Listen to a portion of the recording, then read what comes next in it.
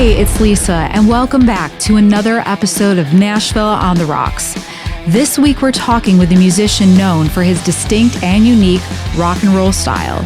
As one of the founding members of Nashville's The Rock and Roll Residency and The Big Rock Show, he's been laying a foundation and making a dent in the rock scene for over a decade. His talent and drive led him to playing and touring with his musical idols, Simmons and Ace Frehley of the legendary band Kiss. His current project, Rock City Machine Company, has all eyes and ears tuning in again with the release of their new record and their new coming tour for 2024. Please welcome our friend, Ryan Spencer Cook.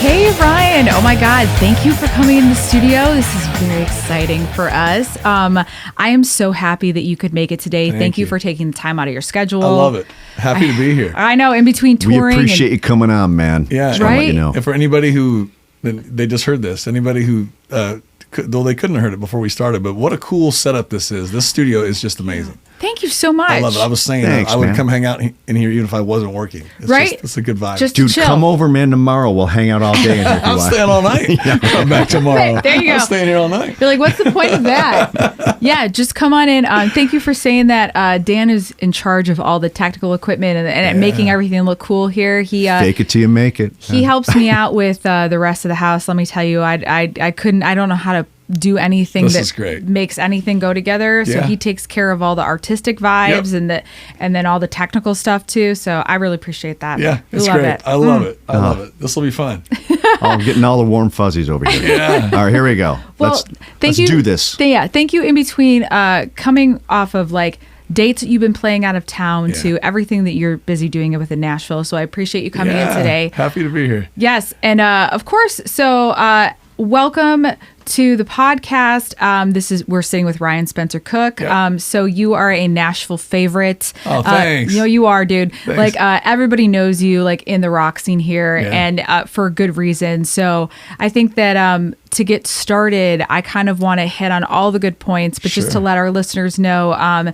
So you have your own band with a couple of guys that you play with, also with Ace Frehley and Simmons of Kiss. Yep. So, I mean, that's just huge right there. These are some legends in the rock world. This is great. It's fun. The band that you're talking about is called Rock City Machine Company. Yes. And I'm in that with Philip Schaus and Jeremy Asbrock. Oh, yeah. That you guys know. Yes. We have so many mutual friends, all of us. I know. You know. Wholeheartedly. And actually, Phil is coming to over to see us. It was before we were in this house, and it was really funny because I don't know if we can probably cut this out, but my dog peed when he saw him. He was scared. I was scared. He was scared because Phil's tall and he had his guitar on his back. Yeah, which makes him taller. Yeah, and the dog was kind of a puppy at the time, and he was in his crate, and he just went.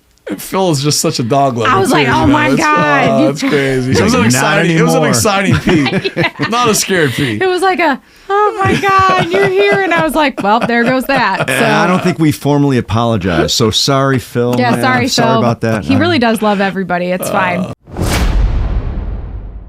Let's kind of jump into a little bit of your background. Sure. Where were you born? LA? Topeka, Kansas. Not what I thought. No. Kansas. No, you're right. I was in LA. Okay, yeah. 12 years. 12 years in LA. Yeah. Okay, yeah. but you're originally from Kansas. Topeka, Kansas. And for those who don't know, Topeka is the capital. Okay. Kansas City I did not know that. Kansas City is actually Missouri. Okay. That's right. But there is a Kansas City, Kansas, and there's a Kansas City, Missouri, and they're split by a river. Oh, that's funny. But Kansas City is not the capital of Kansas. Topeka is. That's so funny. And it's a trip, too, because growing up where I did, I mean, I'm geographically challenged. In what way? But like you thought you were in Missouri, or no, what? just because like if you want directions or anything like that, or Okay. you know, I'm really good with the U.S. map. And when you get up in the Northeast, it all kind of clumps together to me as one thing. Well, but you're in the states that are very square, absolutely, and that's they're what I was all gonna together. say. We are if there was a bullseye in the United States, Yeah. Kansas is pretty close to it. Okay. Okay, All right. so we're Just right like in the middle of the country, and you know, no dialect really. It's like you don't sound like you're from the South. You don't sound like you're from the East Coast. Okay. Yep. You know, but it was a great place to grow up, but not that place that people take the dart or look at map out their family vacation for the summer and go, we're going to Topeka. That doesn't really happen. But it's a great place to grow up. Oh, and my gosh. my family's still there. Oh, okay. Yeah. All right. Awesome. Yeah. So what was it? Is it a big place? It's kind of a small town vibe? It's big. Even though it's the capital, it's more of a town vibe. Okay. Very cool. Growing up, as much as I loved rock and roll, my mom loved rock and roll. My dad loved country. Okay. So we heard it all. You have a good blend of both. Yeah. That being said, as much as I wanted to see Kiss and Van Halen and Aerosmith and everybody, they all went to Kansas City. Oh, yeah. So which is only an hour away, and my folks were cool enough to take me. But growing up, I saw more country concerts because every country artist came through Topeka, Kansas. I saw Dolly. Interesting. Oh, cool. I saw Willie. I saw the Oak Ridge Boys. I saw Kenny Rogers. I saw Dottie West. Hell yes. I saw Statler Brothers. I saw Jerry Reed. All the biggies. Oh, he's all the one of my important favorites, ones. dude. I did, and I saw all of them in Topeka. Wow. And we were part of the circuit. Oh, that's awesome. Yeah. So it you're was just amazing. like kind of like a stone's throw away from like the rock side of it and growing up in the country side of it. That's Yeah. really sweet. Yeah. My mom was she's still around, she's retired. She was a banker. Okay. My dad, who passed away, was a bricklayer. Okay. And so it was weird. Like, you know how when this is really, it's showing my age, but you remember on record players how you could stack albums and when one was done, the next one would drop? Did you ever? Yep, I remember that. For people who don't know, if you had a turntable, some of them had a feature where you could stack 3 or 4 LPs. Okay. And when one would play, and when it finished, the next one would drop. Oh, yeah, yeah. And we used to layer them country rock, country rock, country rock. Oh, sweet. So it was like you would hear Marty Robbins and then Toys in the Attic would drop next. So you were on the mixtape train way before that was a thing. Oh, yeah. That's awesome. Yeah. Oh, my God. I love remember that. That's It's such a really cool, fun, man. That's such a cool little background story about you. Yeah. So how long were you in Kansas for? I left when I was 20. I was born there. Stormont-Vale Hospital. Okay. Born December 19th in 69. So all of the formative years were in Kansas. All of it. So what was your first rock concert? Bachman Turner Overdrive. Oh shit, okay. Yep. Do you see that he remembered that like right off the bat? Yeah. It's hard for a lot of Third people. grade. Oh my gosh. Third grade. My That's young. grandmother was one of the cleaning ladies at the Municipal Auditorium Okay. in Topeka. Nice. Where shows came. And so she had the keys to the building because City Hall was there and Grandma and the cleaning crew cleaned at night. And so my sister and my cousins and I, she would let us into the auditorium and we'd take our skateboards and we would skate around the whole City Hall and Grandma sounds auditorium awesome. At night when it was closed. So she also had the keys to the building. Oh, that's awesome. So when Cheap Trick would come, I saw Cheap Trick there because of Grandma. I saw Rush there because of Grandma. But anything, car show, Harlem Globetrotters, anything. Oh, that's so cool. We got in early because she let us in and we just go grab our seats because everything was general admission. Oh my gosh. Yeah, but BTO was the first rock concert I saw there. And Jay Ferguson, who sang Thunder Island, was the opening act. Oh my gosh. You remember that song? Damn, I know. You remember that, Dan? It sounds familiar, man. Yeah, We're but going way anyway, back. he was the opening act. Okay. And So yeah. that's cool. So you saw like, wow, that's a pretty awesome Hey, story let about me it too. let me ask you, man. The Yeah. BTO, man. What was their hit, man? Do you remember during that era? You know what? That's the thing. I was so young. I don't know if it was TCB or if it was Rolling Down the Highway or You Ain't Seen Nothing Yet, or I don't know which one it was. Okay, yeah, I was just young enough third to know grade is taking young. care of business. But yeah, that was my That's first so concert funny. in Topeka. No kidding. Yeah. Man. Yeah. Well, honestly, before that, it was probably the Osmonds because the Osmonds were at the fairgrounds. I mean, the Osmonds were like your parents, I though, can't right? A remember- little yeah. bit country, a little bit rock I and can't roll. remember Right. if that was pre or post BTO, but I did see the Osmonds there. Oh, too. that's funny. Yeah. You know, she's still touring. I mean, yeah. and both of them are. I actually Yeah. saw randomly, like 2 ads for both of them, and I was like, good for them. They do the Vegas run. She does for sure a lot. Oh, that's And crazy. she does a lot of those weight loss commercials. Yes. And She's busy. Yeah, she's a busy lady. When did you start playing guitar? Not long after that. I got to say, I was probably, and that's a weird story, and Phil and Jerry have heard me tell it a lot, is I started taking guitar lessons as young as probably 10, Okay. but it didn't take until I was 13. Okay. So those 3 years were wasted, honestly. But you were It still doing it. You just weren't into I it. learned the chords. I learned the notes. Okay. I wanted to take off and run before I could walk. Mm-hmm. You know. Oh, you wanted to be. I wanted to play Cat Scratch Fever on day one. Yep.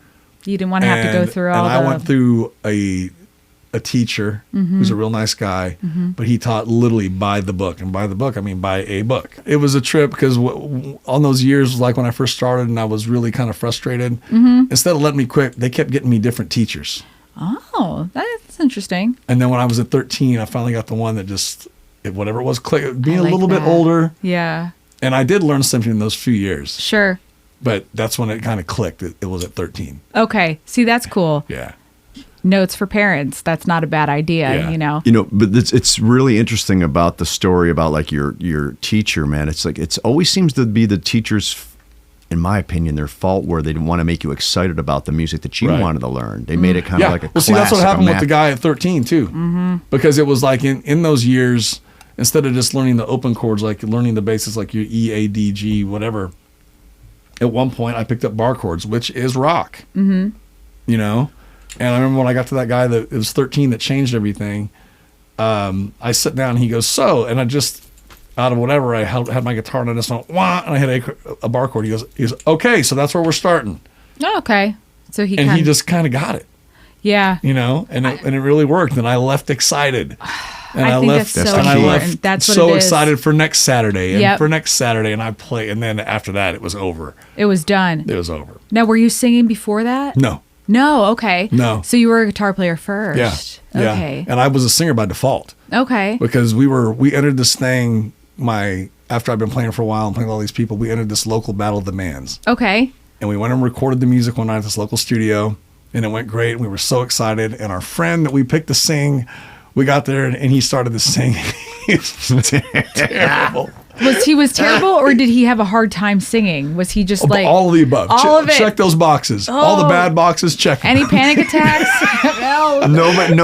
Nobody knew though. Like, you know, no, hey, maybe. But no. You see, that's the thing. And being 15, and we all looked at each other, and everybody was like, "Well, I can't do it. Can you do it?" I can't do it. And everybody looked at me, and they're like, "You're singing." Oh. That's how it started.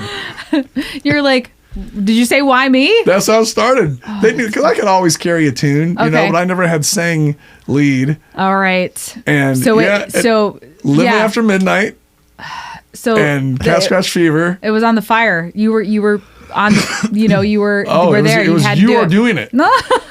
and then we submitted the audition tape, and we won. And we got into the Battle of the Bands. And there were 6 bands. That's so funny. So something worked. What happened to the other guy? Oh, I don't know. You haven't seen him since, Ryan. Yeah, he was a year older than me, and I think he was like a football star, so he's fine. He went on to do something else. I will tell you this: he knew he was bad. I could tell he was as scared as we were when he opened his mouth. Oh my God. Like you said, like no one knew ahead of time. Yeah. He's like, sorry guys, I didn't realize I couldn't do this. Well, yeah. And the funny thing was, being as new to it as we were, we didn't have a PA. Right. When we rehearsed, we just went and learned the songs, and then we thought he would sing them as we got there, and it did not work. Those are all hard lessons along the way. You know what I mean? Yeah. But that's lessons that would cost you money in the studio, though. You know what I'm saying? That's exactly what teenagers do, though. You know what I mean? No one prepares for anything like that. It's all trial by fire. Yeah. I'm always interested everybody wants to do music, I feel like, because they love the way it makes them feel and they have a connection to it. I mean, it's not a bad thing to be on stage in front of people. Yeah. So when did that pick up for you? Is it something that you knew, or did it just kind of end up going that way? I knew I wanted to, because I was such a fan of my sister's 5 years older. Okay. So we talked earlier about the music in the house. Mm-hmm. Lisa always brought home really cool albums. Your sister's name is Lisa? Yeah. Yeah. See, there you go. They don't make us after 1989 that's right. or 88. So we always had, that's how I heard Double Live Gonzo. Okay. She did not turn me on to Kiss. Okay. But everything else she did. Okay. You know, Aerosmith and all that kind sweet. of and all that kind of stuff. So Lisa had good taste. She did. Yeah, she did. Mm-hmm. And it's weird, though, to answer your question. I just remember the first time that I played in front of a large group of people, because I always wanted to play guitar, and I was going to concerts at that point. but I was in like there was a school band, not the one with all the oboe and the trumpets and the woodwinds and all. I was in what was called stage band. Okay. Which had guitar, drums, bass, but it also had a horn section. It also had keys. There was nice. And I was part of that, and I couldn't read music, but I faked it. I would just look at the paper. And you know what? That poor teacher, he knew. I knew because he knew. But I was the only guy that played guitar in school that would offer to even do it. Right, because most guitar players probably wouldn't want to play for a school at all. It was like, honestly, I should have been playing jazz guitar. Right. In that. Yeah, and I wasn't all. But anyway, one morning, my friend and I, he was the drummer, and before band practice one morning at school, we just started playing this medley of Iron Man, Smoke on the Water, and something else. And he came in and he stopped us, and I thought we were in trouble. Okay. And he goes, we're having a talent show in the middle of this song called whatever. You guys are going to do that. Okay. That's like, cool. What? He's like, work something up like that and do it. And then the show was in front of the whole school. And that was it. Yeah. The minute we were done, it was like, it should have been the Coliseum. Oh, that's awesome. To me. Yeah. And everything changed that day. Oh, that's awesome. And that's what I knew. That's what I knew when I was 14.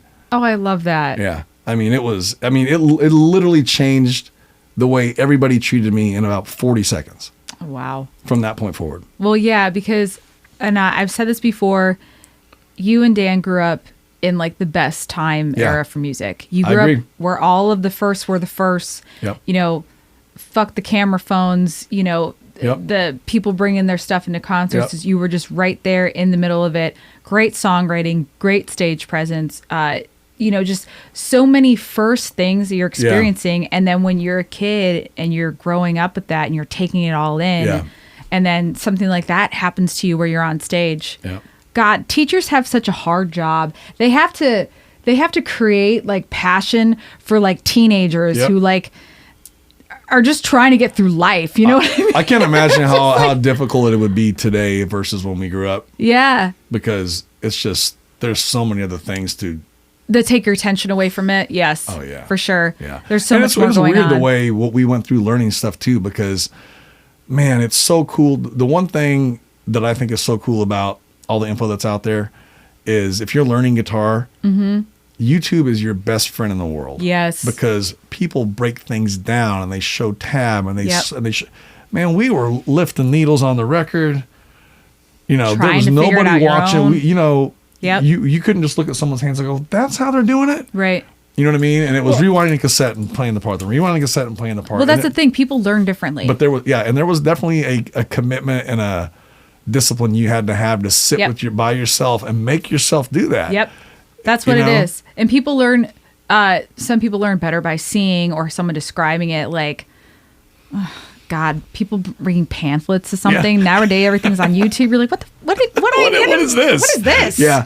What is this, an IKEA thing that I got to put together? I remember getting the drum machine the first time when I was a kid, and the manual was like a phone book. And I was like, what am I going to? And now, things don't even come with manuals. They come with a QR code or a link to go watch to learn how to do it. Yeah, and it's different. It's good and it's bad. Yeah, understandable because you lack some of the tenacity because everything's made easy. But if it's not easy enough, people still won't do it. See, that's the thing. You know, and I get that.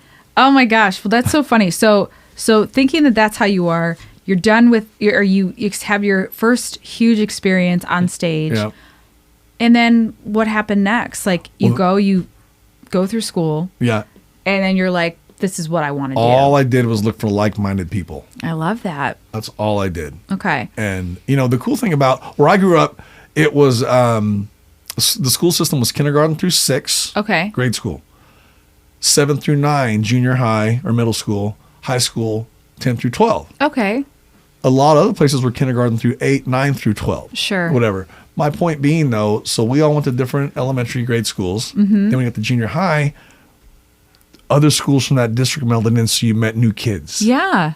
Then when you got out of middle school and went to high school, you were meeting new people every 3 years. Oh, that's and nice. I looked for all the band guys, and all the band guys looked for me. Okay, yeah. So kids that I didn't grow up with, I might meet someone different the next year that was in the guitar, or played bass, or played drums, and nobody played bass when I was a kid, and somebody had to be made to play bass. It's like, well, I'm better than guitar. That's usually how it is. And it's such a trip. Or it's like you can't play guitar like because it's not your thing, so you're going to play bass. Yeah, and but that's just the way it was, and it just became looking for like-minded weirdo people. I love that. That we're on the same page. I love also that just being that it's a smaller town in general, it may be the opposite. It may be that you just don't find anybody, but like you had a rotating bunch of people that came in, so that's kind of convenient too. Yeah. So then, what was your next step? You stayed there till you were 20. Did you have a band going on at the time? Yeah, and I was in and out of bands that whole time. Nice. Up until I left.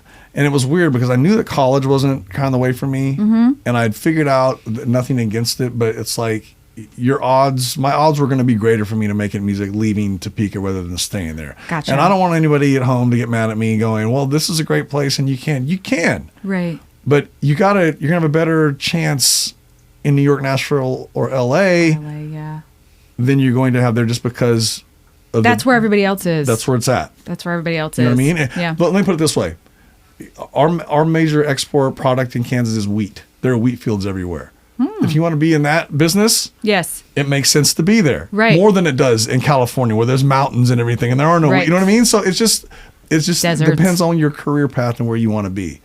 I 100% agree with that because it's so strange. It's like you can still love like where you grew up, and after talking to a fair amount of people, it's like you can still love where you grew up, but Absolutely. Everybody gets to a point where they're like, if I want to go to if I want to do something else, Absolutely. if I want new opportunities, I have to go to where the demand is. Absolutely. Yeah. Yeah. No, and it's not just Topeka, Kansas. It's Omaha, Nebraska. It's Dayton, Ohio. It's New York City. It's depending on what path you take. Mm-hmm. And if am I serious about it? Okay, I am serious about it. It's like if you want to be win the surfing nationals every year, you gotta get out of Nebraska. You know what I mean? You gotta go to the ocean. You gotta go west, young man. Or go west. Yeah. When was your next step? Where did you move next? Orlando. Okay. Yep. Here's the deal. It's like I said, I knew I wasn't gonna do college, and I actually went to college locally for a year to figure out what I was gonna do, but I just was like, I'm going to go to college because I feel like I'm supposed to. Mm-hmm. And big mistake. And my dad owned his own construction company.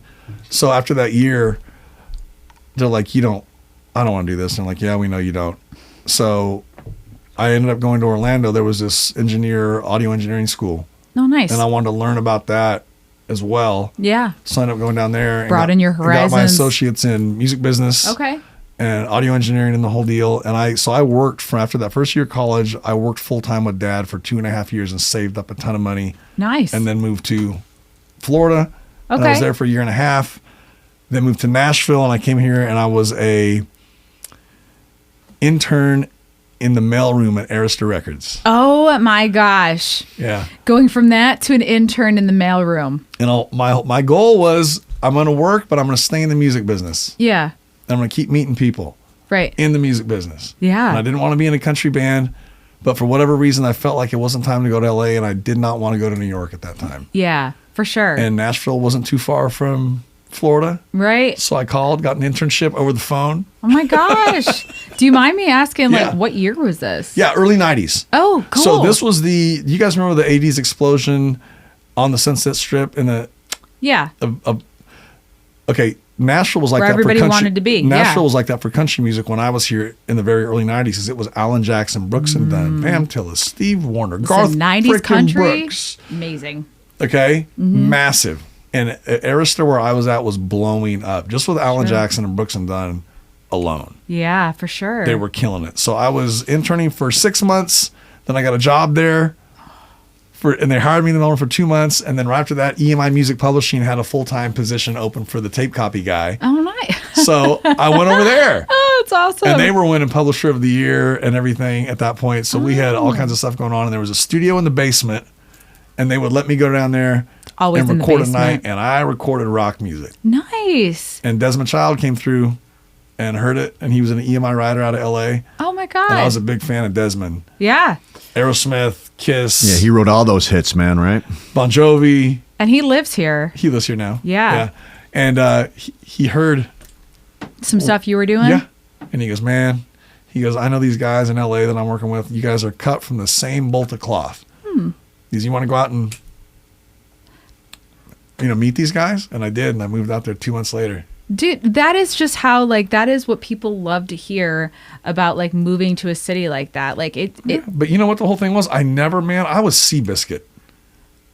Just straight ahead. I thought about one thing. And everybody was like, you're in Nashville, you're doing country, and I didn't care. I knew.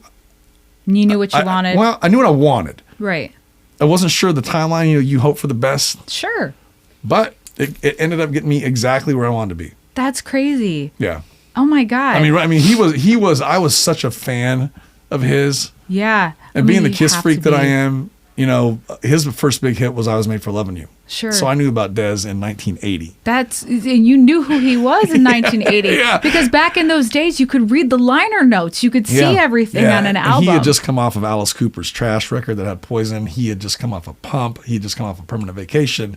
Cher, Michael Bolton, the Bon Jovi stuff. Starting with Slippery in New Jersey. The list goes on. You migrated out to LA, and you were in LA for what? You said 12 years? Yeah, and the first couple of years was just figuring out that I didn't know how to write a song. No, really. You think you're pretty good until you get around other people that are really good at it. Right. And the drummer those guys had was a childhood friend that wasn't very good. Okay. That had to be changed. Good guy. That sucks. Good guy. Yeah. But just wasn't, because we were all at that point on a level of we were kicking ass and getting better and getting better, and you got to keep up, or you got to go away. Yep. It's like get on board or get. So it took a while to find a new drummer, and then just writing a lot of songs and finding out that maybe only part of that song was good. You know what I mean? Yeah, man, I get that's that. it. You know what? That part of that song's cool, but the rest of it stinks. Yep.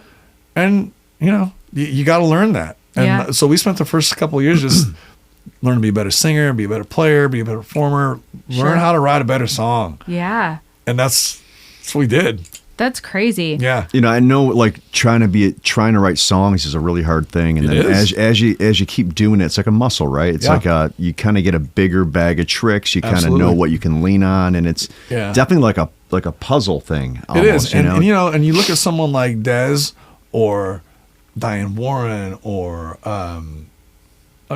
these people that are just so easy, and that's what they do. The thing is, though, but I'll tell you guys, for me to sit here and say it would be easy, they might be insulted and go, do you know how hard I work? Because I know some guys that'll take an idea and workshop it for 3 weeks.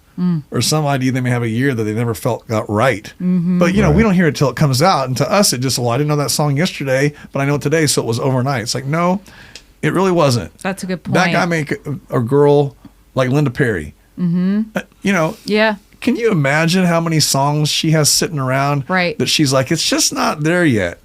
And you never know what part of a song is going to wind up being part of another song that made that better. Bands are crazy. Right. Because everybody's got their dreams and their visions and their goals about what they want to do. And then it's like, then it's like herding cats sometimes. Yeah, it is. And you know what? You're I'm not saying you, just the universal you. Anybody's relationship with their family, no matter how good or stressful it was growing up, you may find that as you grew up and you move out and you have your space and you do your own thing, that you get along better than maybe you did when you were growing up. Or, maybe the thing is with bands, you're crammed in stressful situations in small quarters all the time with each other, and there is no break. That's true. And that makes things weird. Yeah, that makes things weird. It does. No matter how good of friends you are. Yeah. It's just bands need breaks. Yeah. Bands need breaks because it's not just a job. It's everything. It's the artistry part of it. So and you learn so much about the other guy or girl so quick. Yeah. You know who's on time, you know who's late, you know who does this, you know who does that. It's like, dude, I didn't present know company included. I didn't know you didn't flush. What the hell's wrong with you, dude?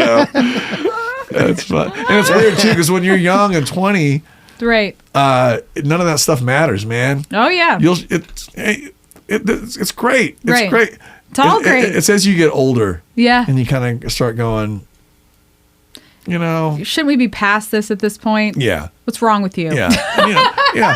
As willing as you were to be in a van and everybody share a hotel room when you were 20, Yep. you realize later, and after you've actually been able to do it professionally for a while, you're like, Yeah. no, I'm not. We don't room together anymore. We Right. don't always. Things change. Yes. You know. And I think that's really important that you say that. I think that's a less glamorous side of band, but it's more real life, Yeah, you know? It is.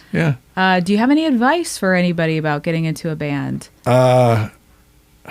And just like maybe dealing with other people? I had one guy, the best advice that one guy gave me, I'll name drop, is Rudy Sarzo when I was a kid. He's one of the first guys I met when I got to LA. And we were sitting in a place called Baroni's Italian in Toluca Lake. Oh, that sounds good.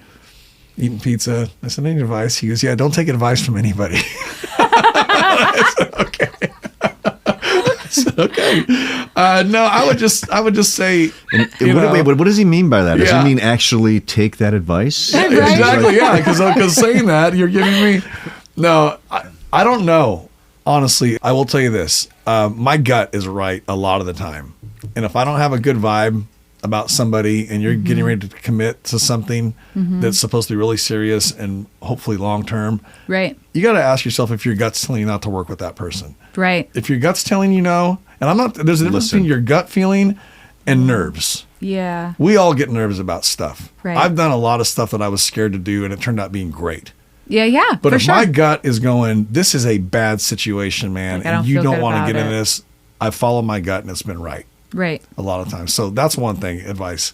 The next one is also attitude is everything. Yes. Okay. If there were two people here right now and I had to fill a slot in a band of mine and one guy was a complete Olympian athlete on his instrument and just amazing, Sure. but was not a good hang, and the other guy was not far behind him in talent, but was way cooler and a nicer person, I would take that guy in a heartbeat In a over heartbeat. the guy that was Absolutely. a better player. man. That's And that what it will is. change your daily life. Yes. It like you It'll said, change every second of every day than being with that guy that is not a good person. it'll make a better team. And everything that you said right there, forming like was my breakdown of like but it all comes down to vibe Yeah. and your hang. Yeah. And then you kind of just get to know each other and get to know how each other works. Yep. And like you work, if you're smart, you learn and you go with your strengths. You're like, this is the job. We need to get this done. Sure. We need to be on stage for this amount of time, go through these amount of songs. Yeah. You know what I mean? Like handle what's thrown at you randomly, what you can trust on. Yeah. I think that it's always easier to work with someone that you vibe with. Absolutely. Versus and when you also, don't.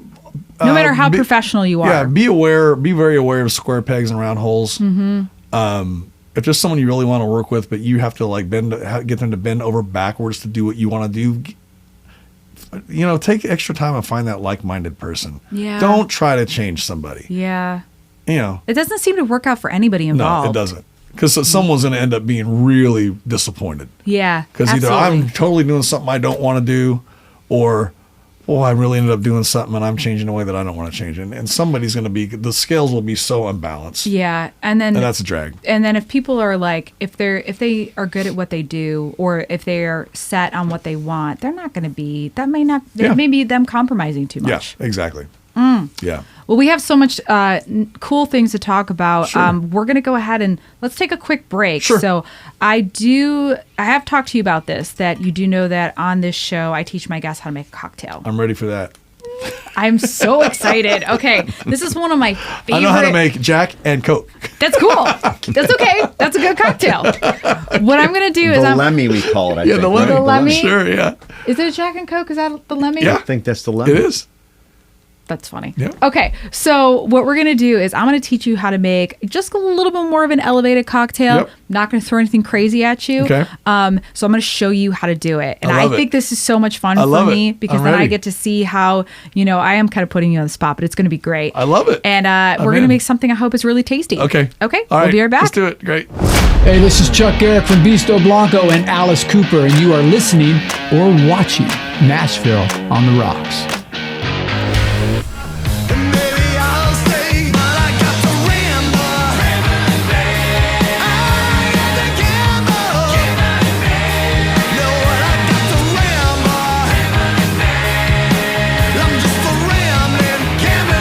right, we are back. This looks fantastic. Oh, thank you. We're going to make a fun cocktail. Now, this is going to be one of a classic cocktails. Okay. I'm sure you've had this many times. Okay.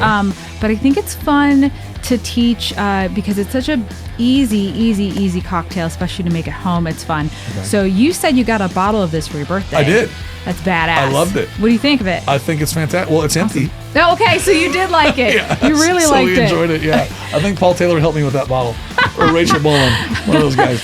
Yeah. So we actually, when we had Paul on the show, we used the 1856 bourbon. Okay. So of the Uncle Nearest. So this is the rye. So this is 100 proof rye. Right Now on. rye and me, usually, I feel like when I have a lot of ryes, I feel like I've been slapped in the face. It's not really my thing, but this is very nice, I will say. So it is one of probably my favorites. So we could just like put a straw in that bottle. Right, and just drink it. Okay, great. Drink it up.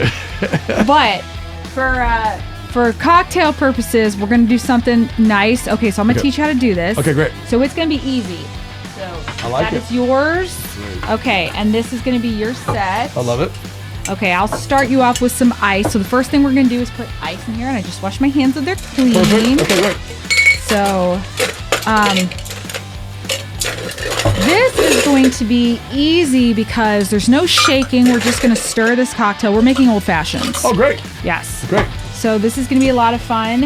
And technically, if you really want to start out, which I mean, no one cares about this, it's fine. But if you really want to start out making it the right way, Right. you put your ingredients first, then you put the spirit, then you put the ice. Got it. But we're just going to do it our way. Yeah. So there's going to be 2 ounces of this Okay. in this cocktail. So I'm going to make one for me and Dan. So I'm going to do babe. some more.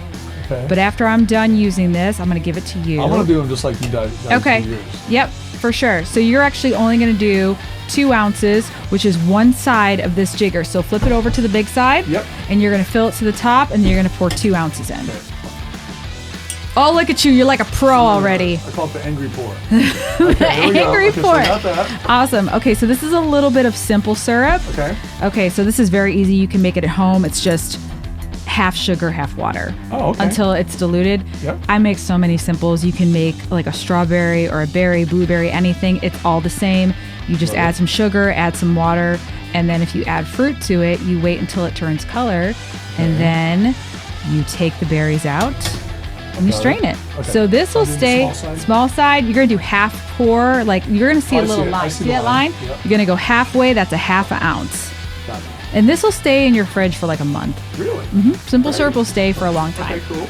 So it's very, very nice. And it's so like it. easy to make. It's basically just sugar water. Sugar water. Sugar water. Got it. Got a Okay. little mason jar for, Tennessee. Yep. So then we're going to add some Angostura bitters. Every bar has these. Got it. 1, 2, 3, 4, 5, 6. Okay. That's for me. You're going to add 3. And I just realized that I forgot Dan's simple syrup. Sorry, babe. It's okay, babe. So I'm going to add a little bit more. Okay. Perfect. Okay. So we're done with that. You're going to next take that bar spoon. Yep. Stirred up. Yeah, you're going to stir it for a while. So, like this. Good job. I know it's tricky. A lot of ice. It's a lot. It's all right. I can do it. So as it starts to, the tin's starting to get cold. Yep. Yeah, your fingers feel like they're I was gonna gonna say, my left hand's freeze. frozen. Yeah, they're frozen. Okay. It's about ready. Okay, great. Okay, awesome. So you're just gonna take that out. Yep. I'm gonna put that on that towel. So I don't- Yep, sure. I gotcha. Okay. Okay, so then we're gonna take our strainers, put it on top, and I got the glasses, so I have little skull ice cubes. Love it. Yes. And are we doing the whole thing? You're gonna put the whole thing on it. Yep. Tell me when. Ready? You can. Yep. We are good. Oh, that looks fantastic. Awesome. I'm hired. You're hired. I'm gonna come You work did with, I'm gonna it. come work with you. Yeah, come work with me. It'll be fun. We'll make lots of money. Okay, so the cool thing is that most people don't really know that because most people when they have old fashions they use bourbon, but they're Right. usually made with rye. Okay. So that being said, it's usually a lot of people like it if you do it over a large ice cube. That being the fact that it doesn't dilute as much. Got it. So we have these little skull ice cubes. Yeah. They're okay. They turn out okay. You're talking but- about like the big ball, Yes. the big square. Yes, Got it. exactly. Okay. But for this one, I have the skulls. They come out pretty good. It's Yeah. kind of cute. I'll get some pictures of it. Sure. And then we can garnish it with an orange. So if you're going to peel this, I'll let you do it. yeah, I'll peel it. I'll lose and a finger. I don't always. That looks dangerous, babe. makes Be the- careful. I've seen many of bartenders go to the ER because Yeah, see, that'd be me. they have, they've kind of, And yeah. yours looks nice too. See, I wouldn't have been. Oh, okay, so you put it around the whole rim of the glass. Yes, Oh, get a that's little bit of the fantastic. oils out. Oh my God, I should have lit these on fire. That would have been so much fun. I like fire. Yeah. It's actually really easy to light these on Yeah. fire. Is it really? Yep. You just take it and I can show you at some other point. Maybe Okay. after we're talking with this, you take it and you like kind of twist it and you express the peel and you light the fire. Like you have Really? like a lighter Yeah. and you express the peel and you'll watch literally the orange oils go out and it'll go pshh. Wow. And it does taste a little bit different when you do that. I'm sure. So, but yeah, so if you're ever going to peel this at home, guys, just take the fruit and pull it away from you. Don't do that. Just doesn't do that idea.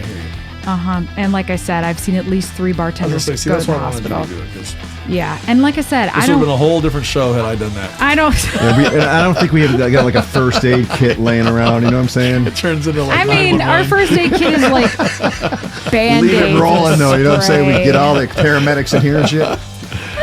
Oh my gosh. All right. All So right. I'm going to give Dan this one. Oh, cheers. thanks, babe. We're going to cheers. This Oh smells shit. good. Let me. All right. Oh, it sure does. That could be a Right? candle. Cheers, and thank you guys for having me. And Yes, thank you for coming on the show. Yeah, So now thank you know how to you. make this at home. oh, that's great. Very nice. See, that's just Refreshing. Perfect. Fantastic. And Oh, that, yeah, and that that rye is so fucking that's really good. Yeah. Hell yeah, babe. And Good like I job. said, most ryes are like super spicy. Yeah. And I have to be in the right, frame of mind. Sure. So it's if I'm going to have That's it. delicious. But most of the time when I try a rye, I'm like, I've been smacked. Yep. with the spice. Yep. I'm like, I can't take that. So Thank you. that's I a good love one, it. Right? I love it. Yeah, this is Awesome. really good. I'll babe. make this. Yep. Hell yeah. So, and now it's really easy. And if you don't want to peel this, you can just cut a slice and put it right in there. Right. Easy. Right. Or Okay. just put it on the top of it. But you Love get it. that freshness, get those oils, Yeah. and these bitters. God, these bitters are like, you can get them anywhere. They're like $10. Great. And they're part of good, every babe. like home bar. So we're not sponsored, but we could be. We could be. Mango, just let you Just know. hint, Just Hints. saying. Putting out there in the Just saying. universe. Not for anything. but Oh, that's good. So, okay, so as we're coming back into the rest of this show, so you've been the Nashville guy before you Yeah. were in Nashville for a second time, and then you went back out to LA, and Well- then when well, did you come kind here? of. I was in Nashville first, Okay, then LA. This is now my second tour of Nashville. I Okay, yeah. came back here, but God, it was 04. oh nice, March 8th, 04. damn, So just this March was my 20-year mark. holy March shit, you've been 2024. here for this long? And I was like, I'll try it again for a minute. A minute, Yeah. and 20 years and- later. Yeah. And the thing is, it's been so crazy is this is a way different Nashville than I moved back to. Oh, I bet. We talk about that all the Our time. li- I'm not from here, and I can't claim to be, but I do feel like I'm a Tennessean or a Nashvilleian. Well, you've been through so many stages.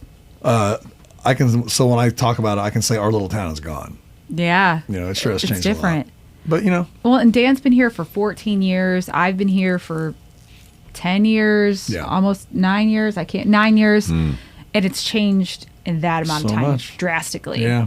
So, and that's kind of crazy. So, you were doing the writers round, or well, you were doing the writing and the performing out in LA. Yeah. And then when you came back out here, did you just kind of follow that path? I kind of did. It was weird. It kind of went full circle in two ways because when I went to LA from Nashville the first time, we had a production deal. We did not have a record deal. Like when I was telling you, I got moved out with Desmond. So that's when I was telling you we had to get a new drummer. We had to learn how to actually write songs. We had to learn how to be better and do all that. That was kind of the production deal. It's like, well, you need to get your act together before we full on do Gotcha. that. So that being said, I wanted to work Yeah. when I was in. I wasn't going to be broke band guy. Right. Just I've never subscribed Yeah. to that. There's nothing wrong with it, but there's something wrong with it for me. Right. So I'm gonna work. Right. So with my publishing background from school, my music business and all that, I got a job doing music publishing for Disney in Los Angeles. Okay. And we had a rock division. We had a pop division, country, all that kind of stuff. So I was working there to be able to afford to have a production deal. 'Cause that was no money at all, hardly getting, that's just enough to Get you by. yeah. If that. So doing all that, then we did get the record deal. Then I toured, did everything, did all that kind of stuff. And then we did 3 albums. Then the band broke up amicably, I'm proud to say. Okay. But then I had a couple years in LA of just kind of going, well, what am I going to do? Am I going to be getting another band? Am I going to start another band? And then I was playing with different people here and there, trying to write stuff. And then I got a call from Nashville people that I knew the first time. Yeah. And they said, do you want to come back and work at Tim McGraw's publishing company? So that's what I did. That sounds awesome. That's what I did. And then I came back and I just met a whole new set of band people, which got me back in Into doing everything with everybody. Ryan Chapter 2. Oh my Of being gosh. playing with new people and touring with new people and making new music and that kind of thing. So it's as- like I did the same story twice, just a decade apart. Yeah, right? Started over again. Yeah, literally. Well, and it's a totally different town, so it Yeah. was a totally different chapter of the book. It was like an extension. Yeah, like it was. And volume I got back 2. here, like I said, in 04, and it was, and I had absolutely nothing to do with it, but it was totally coincidental. About a year after I got here, that's when the mass exodus of everyone from LA came to Nashville. Oh, shoot. Everyone, all my band friends were cashing out, selling their houses, realizing they could come buy a house here and still have money left over. Yeah. And then the whole rest of the world started figuring that out. So while I was here doing the publishing, working with all the different labels, solely in country music, publishers, record labels, artists, that kind of thing, I still, once again, had my eye on the whole, well, what am I going to do rock-wise? So I met up with my friend Paul Taylor, who was in Winger, and Steve Perry and Alice Cooper and all that. Love and Paul. Then, Love Paul. He's yeah. so cool. And then this drummer friend of mine who played for Bret Michaels and a bunch of other people named Matt Green. A childhood friend of mine who happened to live here named Dino, and Jeremy. Okay. And I started doing this thing Is called that Dino Workingman? Yeah, Dean Work. His real last name is Workman, but it's Working Man. Working Man. On Okay, social media. okay. Yeah. We've met him a few Okay, yeah. times. He's super cool. Yeah, super He sweet. grew up a mile from me. No shit. A year younger than me, so we grew up in Topeka. Oh. Same school, same junior high, same high school. Oh, that's funny. Competitive bands. No, we were our first band together called Sweet Cheater when we were when we were in junior high school. Holy shit, you guys go way back. Yeah. So we did this thing called Big Rock Show for fun. It was solely for fun. And all we did was we're 80s rock. Okay. Whitesnake, Van Halen, Motley Crue, Rat, Bon Jovi, Twisted Sister, Dio. All the things people love. Yeah. People And the love. cool thing was with Dino and I, we could cover all the bases. I cannot sing Dio. And, Who can? but I You can sing know? all the Bon Jovi stuff and everything that Dino didn't do and everything. Right. So we covered a lot of bases. And then, try to do the Reader's Digest version. I was friends with this guy named Doc McGee, Yes. who has managed Kiss Yeah. and Bon Jovi and Motley. We were neighbors. You and Doc? Yeah. Oh, that's funny. So we become friends. We start talking and everything. And one morning in Brentwood, we were having coffee, and he would come see Big Rock Show. Oh, cool. When we would play here. Yep. And he really liked this and everything. So one morning we were having coffee at Starbucks in Brentwood, and he goes, "Hey," he goes, "Look, just say you'll do it. Kiss is going to do a cruise." Very cool. I go, Kiss on a boat. I go, "I've never done a cruise, Doc." He goes, "Neither have they." I go, "Okay." And he goes, "Just say you'll do it." And I go, "Okay, we'll do it." And then like a day later, the talent, the booker for that cruise called me and said, "Hey, Doc said to call you. Will you?" We're in. We'll do it. So we did it. And Kiss Cruise combined Kiss fans from the entire globe. Yeah. Around the world. Wow. Okay. So in one night on our first show, Big Rock Show gets exposed to X amount of countries, right? And we went over so well that we got invited back every year. Big Rock Show. What year was this? This started in 2011. Okay. So we're invited every year. And at some point every year, we'd always play on the pool deck. And I'd look over stage left, and all the Kiss would come out and watch us Nice. every year. So we become very familiar with them. And I used to see Paul and Gene when I was in Hair of the Dog in LA. Like we were never friends, but we were acquaintances. Like I knew them, Right. but they knew they recognized me. They'd look at me like, I know that guy. Yeah. So then I wind up on the ship with them, and we're playing, and they come watch us every time we played, and enjoyed the band and invited us back every year, which was really good. And then 2016, I'm on the next, the 5th Kiss cruise or whatever. Just doing your thing. And I get a call. Gene wants to see you. I'm in my cabin. There's a message. Gene wants to see you. I'm like, oh God, what did I do? You're like, there's only one Gene on this boat. That's intimidating. Yeah, man. Like, I go, what did I do? What have I done? And so I go see him, and we had lunch, and we're talking. And he goes, hey, by the way, he goes, look, I'm thinking of going out solo. He goes, Kiss isn't breaking up, but when they're off, I want to play. And he watched this, and he goes, could you put together a band for me? And you're like, could I? And I'm like, I already know. Exactly. I already know the guys. Wow, that's fucking awesome. No brainer right there, and that's man. how the whole thing started, playing with Gene. Oh my gosh. So that was October of 16. By November of 17, he flew to Nashville and we rehearsed at SIR. By January or February, we were doing our first show in Canada. Wow. With Gene. And what a trip, man, huh? What a trip from a card-carrying member of the Kiss Army since I was in 1st grade. I love that. I mean, I got made fun of so much as a kid. I mean, I got it read to me. Didn't everybody else have weren't they all not like Ryan Cook? Kiss? Not like Ryan Cook. Ryan. They did not. I promise you. It's like you were probably like Gene Simmons for like Halloween, right? Yeah. And all that type of stuff. Listen, my right? grandma knew about Kiss. If you were around me, you knew about Kiss. You knew about Kiss. Yeah. Hell yeah. And, I think that's fucking adorable. And it was just like I walked out of lunch with him. Mm-hmm. And that was the first, you know what, I got to correct myself. That was the first cruise that Big Rock Show did not do, but they asked Rachel Bolan and I to come on and do a DJ thing where we just DJ'd. Are you a DJer? No. But Rachel and I, all we do when we're sitting around Nashville is we'll go to each other's house, our laptops, and just sit and listen to music all night. Okay. So we just went and got paid for it to do it. You're like, so anyway, I got off good. the boat. I got out of that meeting, and cell service on a ship is terrible, so I couldn't call Phil and Jerry. But the minute we hit land, I called them. I go, sit down. This is we're it. playing with Gene Simmons. Yeah. Like, what are you guys doing right now? You need to sit down. Yeah. Dude, tell me, man, that must be the most validating. Yeah. Oh, God. You know what I'm saying? Like, all your love and Yeah. passion for music and what you cut your teeth on and woodshedded with, Listen. it all had to make sense now. You know what I'm It saying? totally did. And it made every laughable moment. And it literally, I can tell you, I remember the particular people I got shit from growing up for just doing what I wanted to do. Oh, okay. I see. And the minute I remember getting my Hold on. Wait. You need this. Yeah. This is what you need right now. This is for you guys. Isn't that great? Oh, that's awesome, man. I know. I love that. But no, it was like, there were different times, like getting to Nashville that first time when Desmond moved me out, and then getting that first record deal and getting that first tour. And then it was like, I feel like I manifested that shit. Mm-hmm.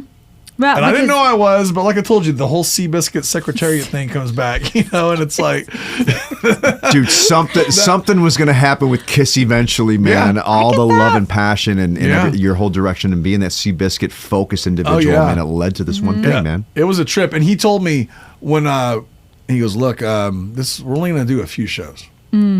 Right. Two or three shows. That's it. Still cool. 2 years later. Right. We're still going. And we have been around the world. That's awesome. Yeah. I remember when it kind of started rolling and a few dates trickled in, I would email him, Uncle Gene, as great as this is going, blah, blah, blah. Look, have you ever thought about Japan or because how big Kiss is there? No. He goes, no, we won't do that. It's just, then a week later, I get an email, all these Japan dates. Then Australia. Not even like South America. Not even like Europe. a segue over into that. Germany. You're going to be in Vienna. You're going to be in Glasgow. I mean, it just... Wait, you suggested it and then all of a sudden... Well, no, it had nothing to do with me, but I remember saying to him, are we going to go to Japan? Oh, just like... And he told me no. Yeah. He said emphatically, no, we will not. We're not doing Japan or Australia. Then I get an email, guess where we're going? And it had nothing to do with me, right. But it was just, Gene does what Gene wants. Yeah, you should just be like, hey, man, are we all going to get brand new like guitars and Les Pauls and shit like that? Just wondering. No, absolutely not. I know. Next week, you get Yeah. pictures of new guitars. But and like I said though, it went from 2 to 3 shows only to 2 years. Yeah. Wow, that's amazing. Yeah, which is a testament probably to like He you drug guys, us. being a cool hang and being Yeah. awesome dude and awesome talented. Thank you. He must have felt really awesome with you. Let me guys. tell you, I would get emails because you know how it is after a show or after you get off work or you're around.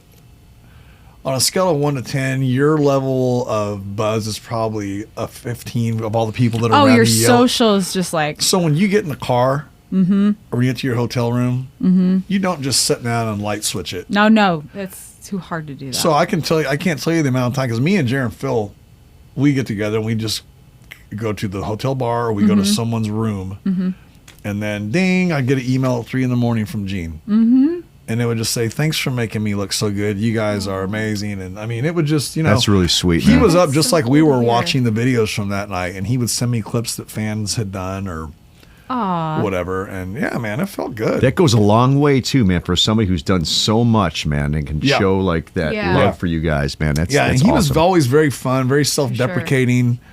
I was afraid yeah. to take the gig because he was never warm and fuzzy all those years I met him. Yeah. He actually put on a very intimidating kind of. He didn't look that way in that show he was on or whatever. He Never came across that way. He always came across as super stern. Yeah, and it was Very weird. stoic. I remember one time I got invited to. He would throw a birthday party for himself every year at Jerry's Deli, which had this huge bowling alley called Rock and Bowl, and he always made it. And every guy from every band and it was a blast. But it was always a fundraiser.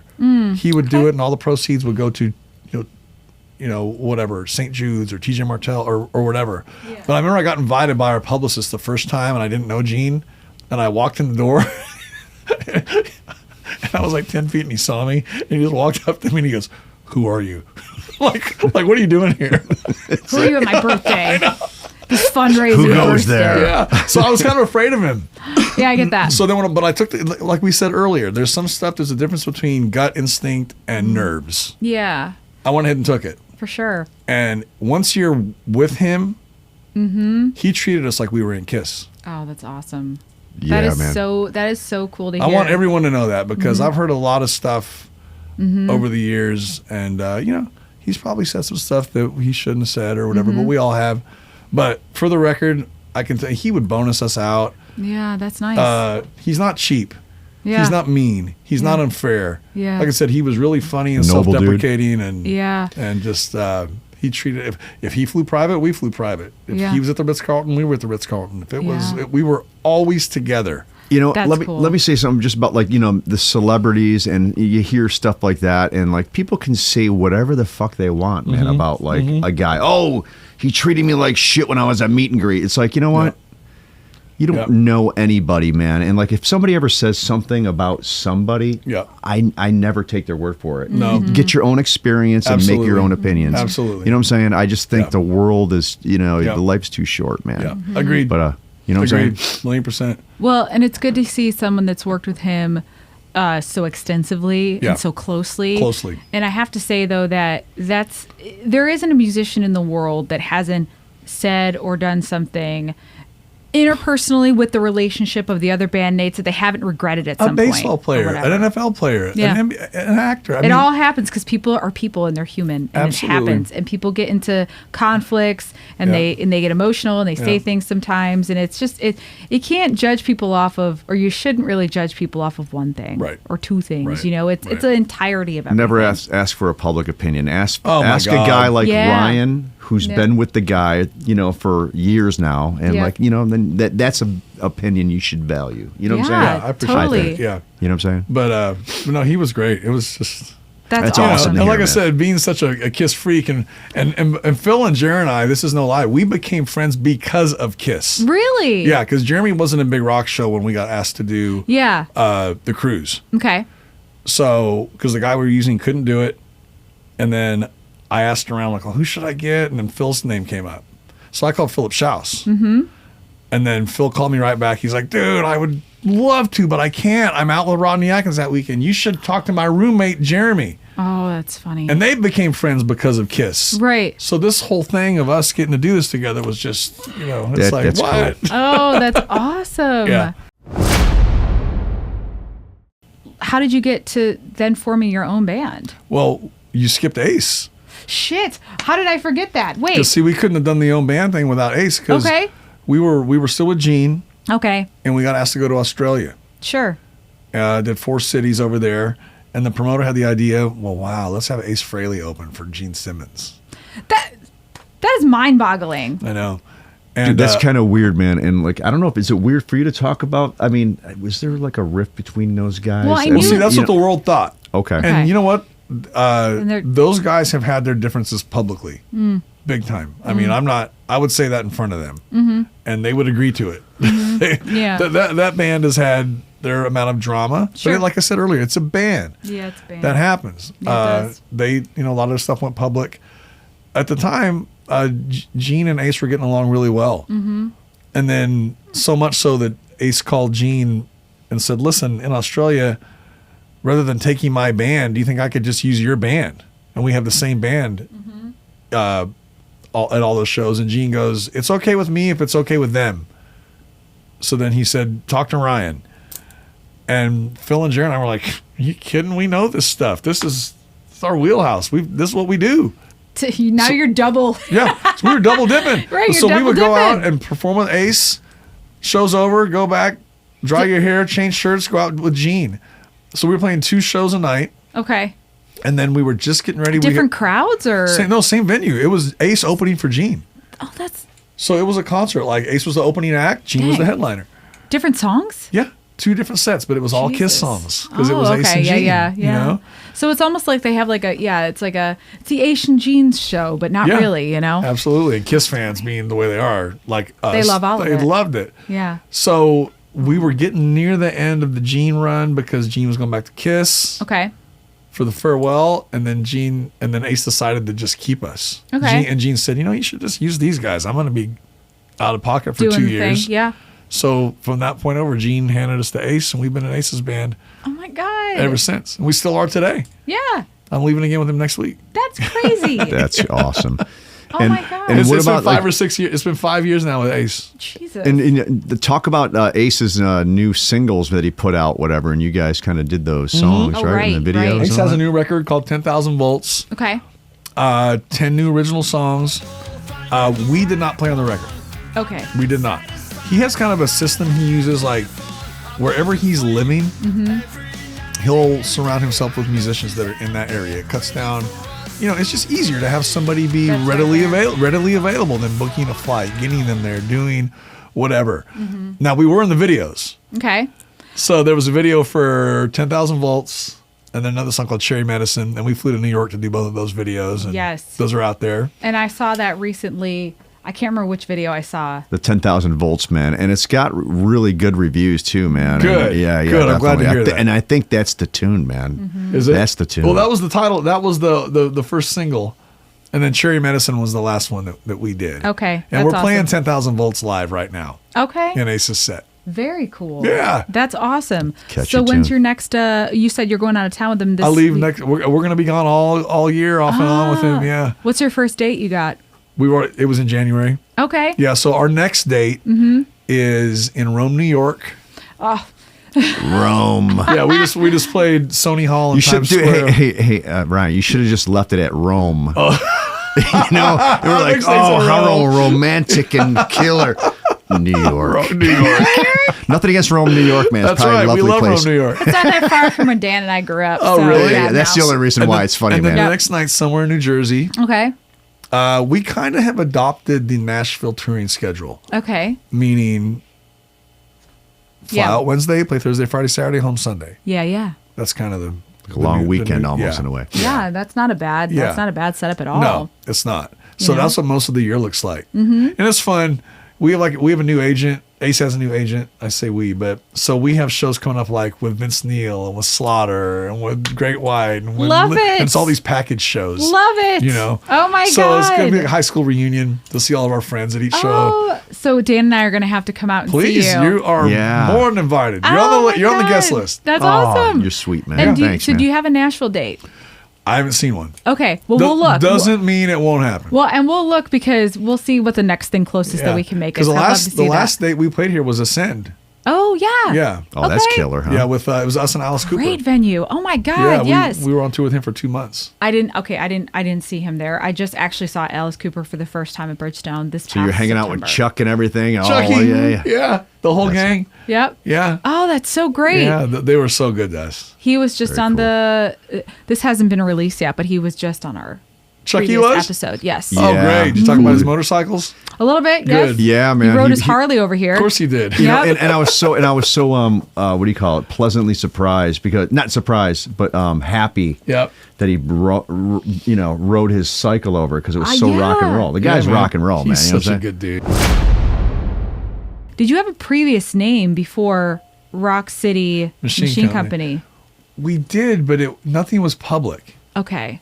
Because when we've only released an album as Rock City Machine Company. Yeah. And that's me, Phil and Jer. And it all became by accident because, as you can imagine, like, you know how it is, all boats rise with the tide. Mm-hmm. So once the Gene and Ace thing happened, especially, and people started seeing me and Phil and Jeremy together all the time in the residency, Sure. and everything, we hitched our wagons to each other and did so much stuff together that it just started happening. People going, when are you going to make a record? When are you going to make a Yeah. record? We're like, we're not. Yeah. You're like, no, that's not this. That's not what we're doing here. Yeah. We're doing this. And then is more, it got pounded into our head, and I started talking to Marti Frederiksen, who produced it. Mm-hmm. We're like, why not? Right. So we did. It's called Rock City Machine Company. I love that name. Hell Thanks. yeah. And it's built for speed, man. It's quick. It's 28-minute album. Yeah. It's 8 songs. I've listened to it. Thanks. Which one was the summer Summer song. song? I love God that song. dang it. Thank you. That was the first song written for the record. Really? And boy, I mean, we wear our influences on our sleeve. Like, I could definitely tell. I was like, you could definitely tell what their influences are, but I loved it. I was like, this is a great song. Thanks. Lyrics, fun, catchy, everything you're digging. Summer And it song. had a really positive vibe, I thought, to it. Yeah. Just Thank a you. fun summer, like fun barbecue vibe. drinking Yep. vibe. You know Yep. what I'm saying? Tailgating. Happy. Yeah, Tailgating. man. Yeah, it was Very it good was stuff. kind of, it had like the throwback of the what am I trying to say? Had the throwback of the risky kind of yeah. language that you and Dan grew up with. You know what I mean? Like absolutely. what makes rock The and roll risky fun. language. Yeah. What is that? What do you even mean, babe? Naked women, It was all that risque. stuff. Naked Little risque. women. You know, can I just bring up Sure. one thing, man, just to kind of interject into the next, before we start talking about your next endeavor or what you're doing. Yeah. The love of David Lee Roth, man. Oh, and Van man. Halen. Like, can we talk about the love of Are you Van going to Halen? extend this for 4 hours? Dude, we could talk about. I'm just so happy that somebody else understands the incredible genius behind David Lee Roth and his incredible wit Dan with the talks about lyrics, this all the and time. I'm like, I just feel Yeah. like people miss that part of that band. Like, Oh, that man. guy had the most amazing musicians around him, right? Absolutely. And this guy's an ultimate showman, but he was the living art, man. He had to was. put those arrangements together, man, make Yep. those lyrics, and make Yep. it happen for an arena. Yeah. So I just wanted to, I know that you love David Lee Roth, and I know you love Van Halen. Yeah. I can't say enough good things about Dave. And had the opportunity so much to spend so much time with him in LA and everything, and That's and, awesome. and be around him and that's be in so many awesome. of the same camps, and growing up just loving Dave so much. Yeah. I fortunate to see the original Van Halen 3 times Oh, Oh, you're so lucky. cool. when I was a kid with Dave, and just hung out with him quite a bit in LA with a guy named Niels Lozauer, who is a photographer that traveled with Van Halen for years, who became one of my dearest friends. Oh, awesome. And man, we just had so much fun. But Dave, it was his sense of humor, it was his good looks, it was his wit. I've heard so many people bag on him as a singer.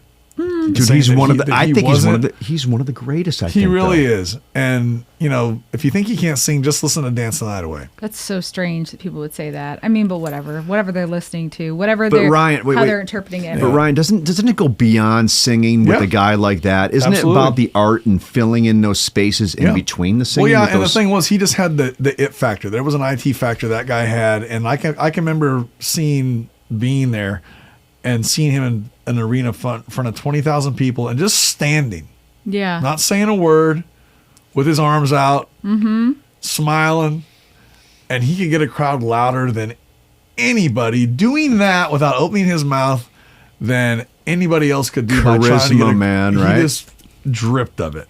And And, it's- Seriously. You know those solo tracks you find in Van Halen, dude? Like I'll challenge anybody. I want somebody to find a singer that can do what David Lee Roth does. Absolutely. In any of those songs, man. I know. On the first 5 records, man. 6 records. yeah, 6 records. You know? You can't. Nobody can do it. There was a vibe that he created that was just there, and it went above and beyond how good of a singer are you. It's like, first of all, the timbre of his voice was fantastic. Mm-hmm. That whiskey Amazing. throaty and Awesome the scream vibrato. he could do. But it was also the delivery, His playfulness. his playfulness, his self-deprecation. I mean, look at, even though it wasn't Van Halen, look at the California Girls video, or That's Life, or even Panama or something, which he directed all their videos. Really? Yes. I didn't know that. And he was always so tongue-in-cheek about everything. The lyrics in California Girls are very descriptive and talks about each girl. The Midwest Farmer's Daughter, when the chick is peeling the husk off the corn. It's just, come on, man. Behind the words, I love yeah. it, man. It's just, yes. The guy's so Yes. witty, but like it's so purposeful, man, and Yeah. like he's got absolute command over his art, Yeah. man, and that's what I think it goes over people's heads, man. Yeah, I really do. I agree 1,000,000%. I can't. I could This see will be a that. whole nother episode because Oh I my could God. I could Van Halen you to death.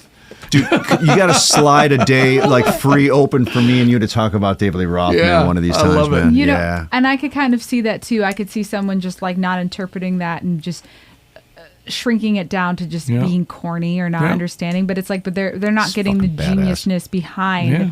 the fun Yeah. and the wittiness. And I will, and you know what? And just to battle that and to be on the other side of that, I would say listen to Van Halen 1 and never even see a picture of the band, and you're going to be affected in such a major, awesome, out of this world way, just because that record, between every single guy had a stylistic thing on that. Mike's background vocals and Ed's guitar and Dave's voice and Al's drums. It's Total like, signatures, it man, was right? signature sounds, 4 different sounds that made like this one monster.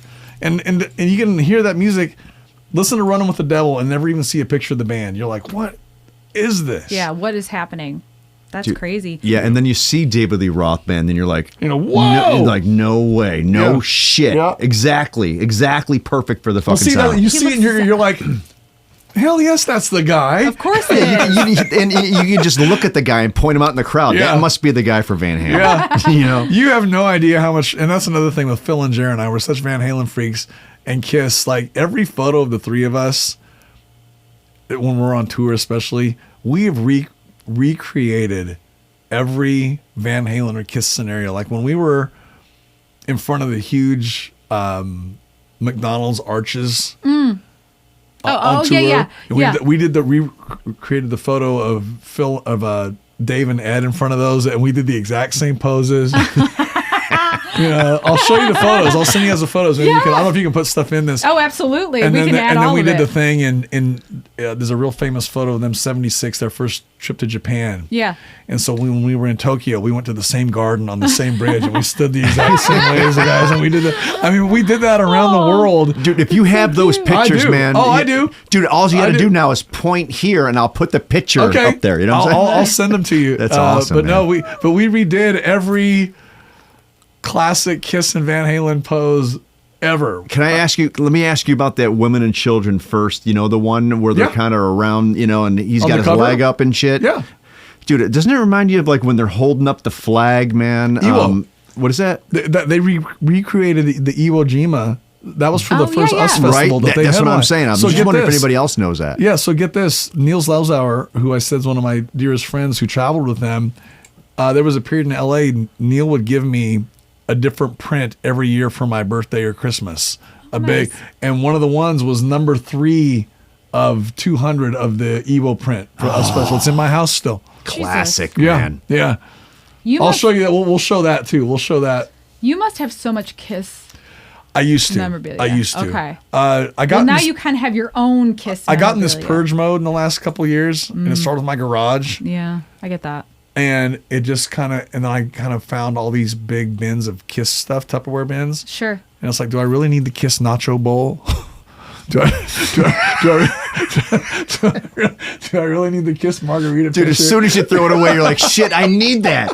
Well, listen, one man's junk. Who did you give it to? We started doing these Kiss. I gave away a lot. Yep.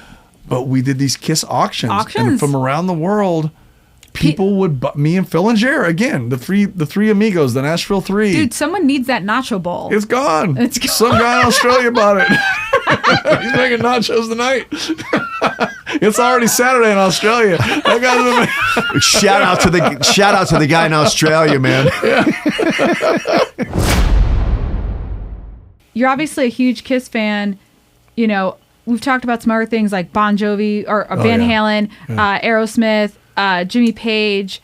What is one band? I'm always interested to know this. What is one band that like maybe isn't like super well known that you're just? I love classical music. Okay. Love it. So if Nice, you get in very my cool. car, that's what's always on. Really? Oh yeah. Do you do? It's so there are no vocals. Mm-hmm. You know, it's not opera. I'm talking yeah, classical. Just classical, yeah. And it's just so completely 180 of what my life is. I got you. It's Do you find it just- like calms you or Yep, relaxes you? Or, Yep. Okay, very cool. And it's more badass than anything in the world because if you like hear it and hear the arrangements and like, man, symphonies are like Badass. It's a lot of work. huge a lot of numbers work. of pieces. Yep. I mean, you know what I mean? And went- I just love it. Even our house, because it's like, you know how there's the music channels? Mm-hmm. I just turn on classical. Run with it. I mean, I still listen to rock and all that stuff at home too, but that's the one thing is like, I will listen to that all day long. When Well, I'm home. I enjoy learning about that. I went to school with a girl who's going for a PhD, and she had to write like Oh God, they have to write yeah. out a symphony. I'm like, Yeah. It's all definitely very, very much over my head. yeah. But I mean, it's same. it's definitely intense. chill in Yeah. a whole other level. I mean, Yeah, I don't think for about sure. how it's made. I just enjoy it. It's like sausage. I don't want to know how it's made. I just want to like it. I Or just wanna bacon. enjoy it. Like, oh, it's bacon. That was a good one, man. You know, it's like hot dogs. Sausage, man. It's like when you go to an opera or a symphony or whatever, and somebody asks you, "Did you like it?" I'm like, "Yeah, it's fucking sausage, man. It's fucking sausage." Great. Best I ever had. I don't need to get It's a into compliment, man. anything. It's a compliment. You're like, I don't need to get anything about like how or why it's Exactly. packaged or I don't where it want to goes know. about. As Gene would say, too many words. But first, when we heard about it, we laughed at it and said no. And then we're like, this is a good idea. We're together all the time anyway. And we have all these ideas. And Marty agreed to produce it. And the one deal we made with Marty, though, was I was the first one to admit to him that even though I had a record deal and did albums and toured, I never had a big hit. Marty has had big hits. And people who don't know Marti Frederiksen, he produced Aerosmith, Mick Jagger, The Struts, Motley Crue, Ozzy Osbourne, Carrie Underwood, Buck Cherry. I mean, he's written and produced for them. So hit. So the agreement with Marty was if you agree to write every song with us and you have final veto. It doesn't mean we won't argue for something that we want. Right. But at the end of the day, Marty has hit records and we don't. He knows something, And doesn't he knows something. So we were one of the few times in our lives we were smart enough to make the decision to go, "Yeah, this guy knows more than we do. I love that. Let's take advantage of it." So Marty produced a record. We wrote every song with him. And what we would do, it was like herding cats though, because that's probably me. Was that you? Marty was producing Buck Cherry and the Struts at the same time that he was working with us. No shit. I was on tour with Ace, so was Jeremy. Philip was on tour with Ace for part of it, and then Accept. Okay. So we had all these schedules. So Wow. we wrote everything except for maybe one song via Zoom. We would set up What? Zoom meetings. No kidding. Wow. What? Saw each other through a screen, and we created a Google folder, and we would all put ideas into it. Okay. And then Marty would have all the ideas and be like, I like this one. Let's start with this today. Let's start with this. and then Summer go from Song there. that you thought was the first song that we wrote. Oh my God, that's so and when cool. when I wrote that riff in my basement, I was like, I want to write an opening riff that's like You- the marriage of Dance the Night Away meets Round and Round. Oh, I can kind of see Oh, there that you too. go. Man. I could see that, man, with some of that so flavors. So Yeah. now when you hear that opening riff, keep that in mind. You'll go, Yeah. well, goddamn. I love that. Oh my God, that's so cool. So we wrote all the songs with Marty. It's a new level of writing, doing it on Zoom. Yeah, you know what? And it was just because it was proximity. Yeah, Marty was exactly. in Florida because he has a place down there, and he was spending a lot of time there. And like I said, And he's in Nashville too, right? oh yeah, Oh, so he's both. oh Got yeah, it. he's everywhere. Got it. And Okay. it was just either if we wait to be in the same room, it ain't gonna happen. Yeah. We for got sure. to take advantage of the moments we can get. Absolutely. And You take know? advantage of the high-tech gadgetry that's Yeah. available to you Yeah, all. You know? yeah, and that's what we did. Yeah, that's a good part Very of cool, man. technology nowadays. Can I ask, as a producer, geek type of musician guy, like what is Marty's? Does he have a certain like workflow? Is there certain things that he does Yeah. that you know what I'm saying? Like, does he bring out hooks or you know what's his deal? Part of his big deal is his son Evan, and Marty is multi everything. Marty is a great singer. He can play every instrument. He's a great songwriter. He's a great Cool. producer. He's a great engineer. He's, like I said again, all the boxes are checked Nice. on that. But the relationship he has with his son Evan, who played drums on our record, by the way, that's who Marty uses for a lot of stuff. Like a lot of Marty songs you hear on the radio, like with Aaron Jones and stuff. That's his son Right. Evan playing drums. Nice. Marty sits on the couch as a producer, listens to everything. Evan's at the board. Hey, Evan, do this. Hey, Evan, bring that up. Hey, Evan, I want to hear that. And those two are so in sync. It's like one brain. So that's a big part, I think, of Wow. Marty's arsenal. Yeah. Aside from the talent that he has, is having his son Evan there working with him because they know each other Helping so well. him and just going off of But it. to answer your question, man, he brings everything. He brings absolutely everything. Like, we worked on all the lyrics together, melodies, harmonies. And the thing is, Marty just doesn't go, like, if I played him something, rather than just going, I don't like that, give me something else, right? Okay. He would be like, that should be different, do this. He always had the next. He didn't just not accept something. He was like, you could take this and make it this. He always had the solution before he said something to you, which was so awesome. That is really interesting. Yeah, he's That's kind of good got way a to go. really good like 30,000 He knows what he's doing. Yeah. bird's eye view of like music in general Yeah. and recognizing where the hooks could be. Yeah, And, you know, he that's definitely really is awesome. on top of all of it. He's just can't say enough good things about him. And he is where he is because he's that good. Yeah, he's man. that good. Like, I'll go back to the advice thing, which I'm kind of, Don't take advice from anybody? Yeah. I'm gonna is like, I think people a lot of times relate success with perfection, I agree. and man, agree that's with so that. not true. It's like you can, I think like when there's so much stuff that you wish for and you want to do, and you look at someone like, I don't care if it's J-Lo or Taylor Swift or David Lee Roth, and you look at where they're at in their success, and you're like, oh God, they're just perfect in it. They went through a lot of not perfect moments and stuff to get that's there. true. It's like, and people are always like with especially with us with Gene, people who love Kiss or Ace. It's like, oh, you're so lucky, and yes, we are. We're so fortunate. I'm so happy to be there. But it's like, they don't know the other stuff. Like, if you pray for rain, you're gonna get the mud. Yeah. You know what I mean? You get There's stuff that's everything. gonna come Yeah. both ways of it. So it's You're just gonna like learn a lot about keep all that yourself. stuff in mind. You know what I Yeah. mean?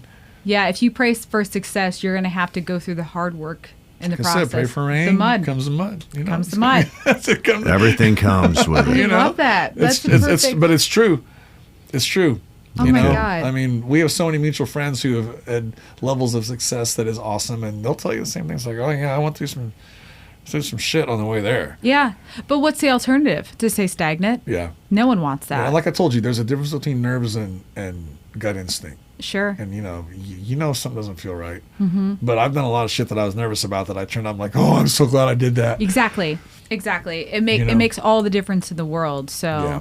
oh my God. Yeah. Well, Ryan, I think that I'm so happy for one that we got a chance to like really sit with you one-on-one and Me talk too. and like finally hang out. Yeah. Because it's been like two ships passing in the night where Yeah. we've been like, whew, For years. I know. Finally, years. man. For years. You know, I'm so glad to get to know you more. Me too. And Thank you. Very Yeah. cool. Yeah. And I'm so happy that you've been able to like share your music.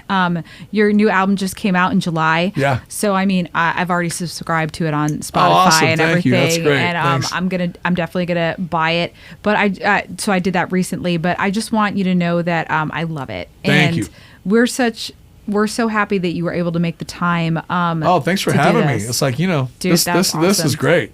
What a great, and like I appreciate told you. you, this great setup is just amazing. I love it. Oh, thanks, dude. We'll come over Appreciate anytime, that. even just to hang we'll out. just leave this, you know. Right. Dude, come over tomorrow, man. Can we hang out? I'm staying all night. You're welcome. He's You're like, I welcome thought we went anytime, through dude. this. Anytime. I'm hanging out here. Yeah. This is great. Even if you just gotta do homework in the corner, you're fine. Like, anything. you know It's what I all mean? good. It Just doesn't like, if I matter. could be in this room. Right. Just like chill, drink water on the side, just Yeah. watch everything. Yeah, I love it. And Thank you. I just want to he remind you. I appreciates just want to that. remind you, baby. Like, if there's anything that Ryan has coming up in the future, maybe we can ask him about Oh, that. yes. Yeah, Like, can we? he'll Now, just- here's the deal. If it doesn't happen, can you not put it in? For sure. Yeah, Okay, because totally. I just found out that we're opening for Dead Daisies on June 16th. Oh my God. Sounds That's like awesome. Sounds like a party, man. It's gonna happen. Yeah. That So would we're be cool. supposed to be Dead Daisies, June 6th, Rock City Machine Company, Dead Daisies, June 16th at the Basement East. Now is Very John cool. Yeah, it's John. John's there. Okay, Oh, yeah. yeah. Awesome. Good. Yeah. Good. Oh, that's great. So well, I was Dan told and it's- John go way back, so I know it. We'll I know make you it do. happen. Yeah, and I was told that it's happening, and so I guess it's happening. That's very and exciting. Me and Jeremy get back that morning from an Ace run. Oh my God. So we've already made sure that Oh we my have that night off. God. So we fly in. I was like, oh my Well, God. first Jeremy said that. He was like, oh my God, or I said that. Right. But then I thought about it because Jeremy's the one that told me. Right. I'm like, hey, if you're in, I am. And then I thought about it and I was like, well, why is that different than me flying into any other city and doing a No, show yeah, that night? it's- It's like, that's what we do. It's not. You're right. You're right. It's just what you do. It's just the mentality of like, because usually when I get home, that's the finish line. Right, yeah, It's like, of course. God damn it. So I just got to act like I'm getting off the plane. You just go into You know what- another you know what I should city. do? What? Is just get a hotel that day. No, yeah. I like to feel like You know, you're in yeah, so another you don't- place other than that's such Nashville. a Just get a mental hotel game. that day. Yeah. Well, seriously, just go get a room and not go home. And I'll go home after the show Monday morning. It'll feel like normal. You know? Do a couple selfies by the hotel window. Yeah, my Nashville's view. behind me. My house is in the That's back. my view. You're like, I'm going. I Holy had to. shit, dude, this you is what got I it. had to do. Now you in my gotta do it, mind. dude. Oh my God, that's too That's good. great. That's Oh my cool. God. So it's June 16th? June 16th, Father's Day. Very cool. All right. I know. Father's Day. We got to leave a space just in case Yeah. it doesn't happen, Yeah, right? So Yeah. but there's a lot of Ace dates coming up this year. Like I said, it's cool. right now, as far as I know, we're booked into November, I think. Oh, wow. Wow, busy. Okay. And Man, every week- those guys do not stop Uh-uh. touring. It's like they don't get tired of it. I guess. No, I guess not. I guess. You know, Good for them. I see new dates popping up at least every week, every other week. So the calendar just keeps kind of filling in, you know. Good. That's awesome. So that's good so for good to us. hear. Yeah. Oh my gosh. All right. Well, not for nothing. Father's Day is just a day that make fathers feel special because Mother's Day is like a huge thing. So it's like, yeah, it's Father's Day too. That's true. All right. Well, thank you. Thank you so guys. much. I love this. This is great. Awesome. I want to do like part 2 sometime. Oh yeah, my God. definitely we will, man. And Yeah. we got to get your buds on here too, man. So, Phil and man, Jared would be yeah, great. they have an open Yes. invite anytime, man. Yeah. I call them the for Double sure. Mint Twins. The double mint. Not as much now that Phil cut his hair, but they. Oh, yeah, that's what I- right. that's Did what he I cut was his called. hair? Yeah, a long time Oh my ago. God, he's a different person Yeah, now. yeah. I don't Yeah. think I've ever seen him with short hair. Maybe I just haven't seen It's him at long. all. He Yeah, looks good. Phil always looks good. He looks great. But it Oh, was but- funny when they both had the long blonde hair and I was between them. Right. It was me and the Double Mint Twins. course that's, it is. That's what it was. I definitely remember those commercials. Oh my God. Well, we'll do a part 2. Yeah. Definitely. We'll do something maybe a little bit more to your liking. You could pick what you want for the I topics. love this. This All is right. great. I love Sweet. it. We got more to talk We'll about. make drinks and Well, thank you so much for coming out. thank you. Cheers. My drink's gone. All right. All We'll see you right. next Cheers, time. guys. Okay. Cheers. Bye. Thanks. Bye. Bye.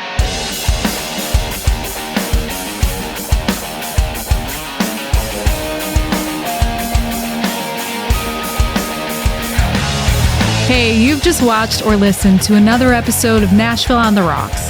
If you like what we do, make sure you hit the subscribe button. And don't forget to follow us on all of our socials and on your favorite podcast streaming apps. Thanks, and we'll see you next time.